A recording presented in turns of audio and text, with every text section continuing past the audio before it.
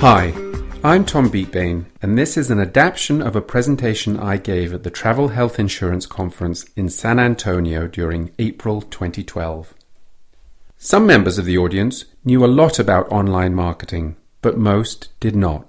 In fact, only about 1/3 of them had a Facebook page, and so this presentation was designed to give them a sense of the significance of social media and the role it can play in marketing.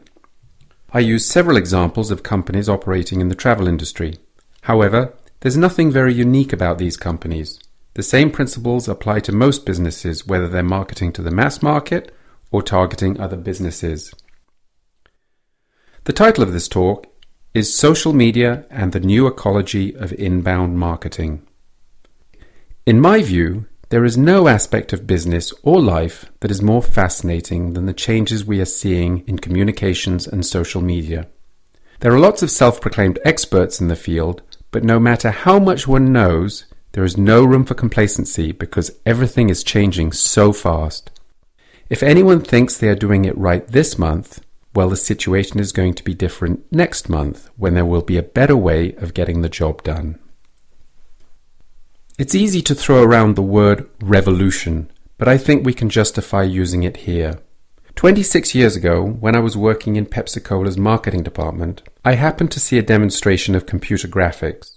In the demo, the computer colored in a circle so it turned from a white line on a black screen into what looked like a sphere. It took a few seconds. I was so turned on by the technology that I decided to start a business to harness the technology to offer marketing services to companies. The technology evolved quickly. Within a few years, you could draw simple pictures on a computer, you could lay out type, and the cost of producing a slide for a presentation dropped from about $200 to a few dollars. Over the years, my company has taken advantage of the changing technology to help build some successful brands, including Duracell, Lindt, Labatt's, Scotiabank, and those that are now owned by Pfizer. We have witnessed some incredible changes in technology, but in comparison to everything I've witnessed in the past, the pace of change now is blindingly fast. Just think, Facebook now has 850 million active users, yet was launched in 2004. Nearly everyone uses Google Maps, but 7 years ago it did not exist. 190 million iPhones have been sold worldwide. The first one was launched only 5 years ago. And the App Store was launched just 2 years ago.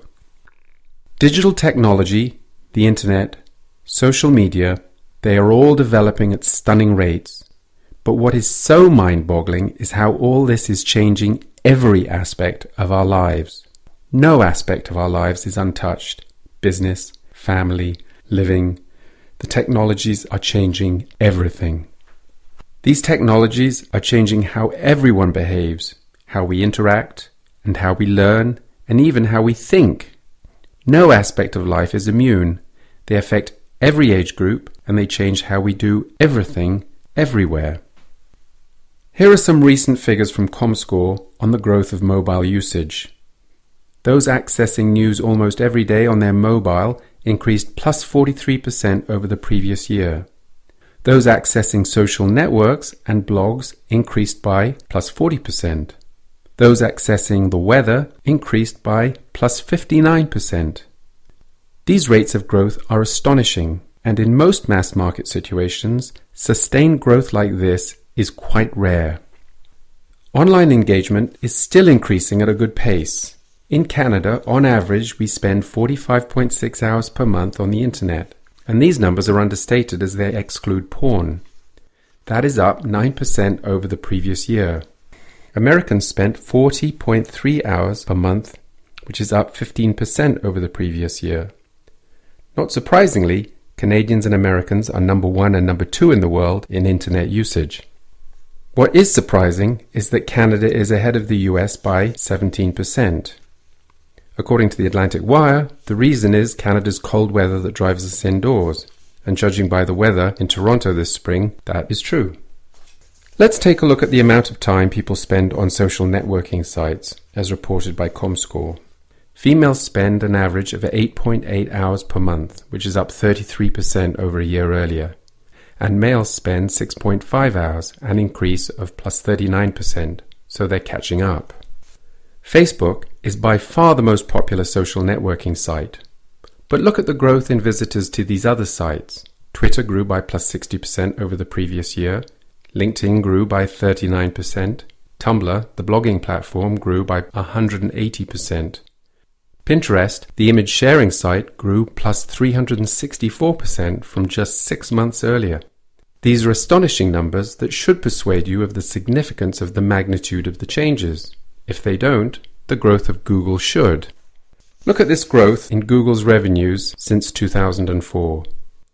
In the last quarter, Google beat analysts' expectations. Revenues were up $11 billion, which is up 24%.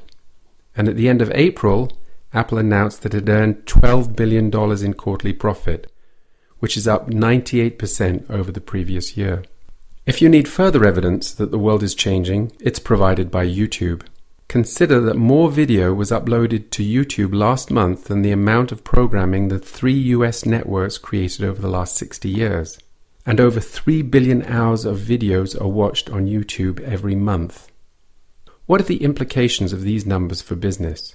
Let's take a look at travel businesses and see how they have been using online marketing. Let's start with my friend Stuart Morris, who is VP of Marketing at Thomas Cook. I figure that no one knows more about online marketing in the travel arena than Stuart. Stuart headed up marketing at Expedia in Canada and grew it from a $275 million company to $1 billion. He also grew iTravel's business. When I asked Stuart about the relative importance of social media in his marketing mix, he said, the key metric is online traffic. It's page views. They get 40% from Google AdWords, that is paid online ads. They get 20% from newsletters, 10% from Facebook, 2% from Twitter, and 28% comes in directly from people typing in the URL or Googling them. When I asked him, what is the biggest change you've seen in the industry over the last couple of years? He said that consumers shop harder. That is, when they come in to buy a vacation, they're educated and they make sure they're getting a bargain. They use meta sites like Hipmunk, who claim to take the agony out of travel search. And when you look at these sites, it's not surprising they're becoming more popular, as they are constantly improving their graphics and usability.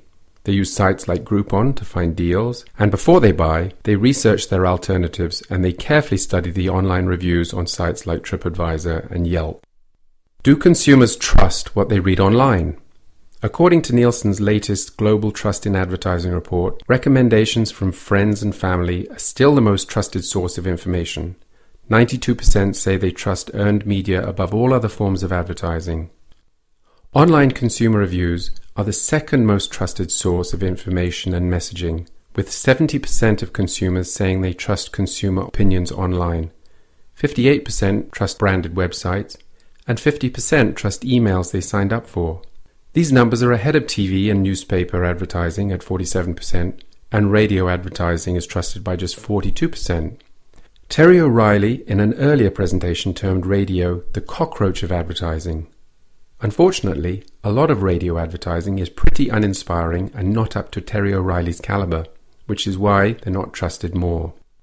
What might be a surprise is that consumer opinions posted online are becoming more trusted, having increased in trust by 15% since 2007.